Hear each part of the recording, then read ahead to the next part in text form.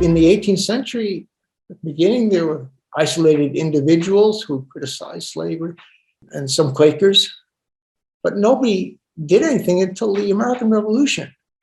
The states immediately attacked slavery, the northern states. They knew, and many people knew, including Southern leaders, knew that there was an inconsistency between Americans' claim of liberty and the fact that they were holding thousands of slaves. Nobody defended the institution of slavery in the Americans.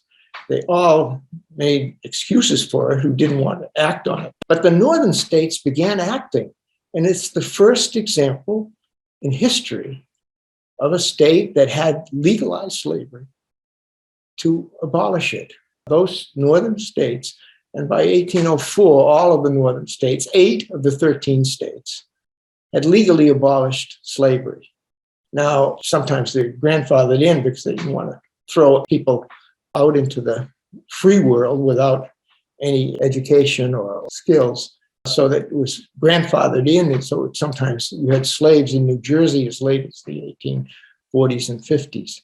But of course, the big problem was the racial thinking that emerged in the democratic societies, that emerged in the states in the antebellum period. And there's no doubt that segregation became common. But the revolution is the incident or the event that puts anti-slavery on the map. We were the first country in the world to contest slavery, not England. England wasn't thinking about abolishing slavery in 1776, but the Americans, or many of them, were. Now, the Southerners, Virginia had some thoughts about it. Jefferson puts a bill into the Virginia legislature in 1760s. It doesn't pass, but a lot of Virginians were eager to get rid of the institution, but didn't quite know how, because 40% of their population was enslaved. South Carolina, it was 60% of the population was enslaved. They faced problems that the northern states, where the proportions were much smaller, at the most, New York City did have about 14% of its people enslaved, but nothing. There was no plantation slavery similar to what you had in the South, in the North. They were servants for life, and it was easier to abolish it and go to paid servants for the Northerners. But they did do it, and that's what's important, because nobody else in the world was abolishing slavery.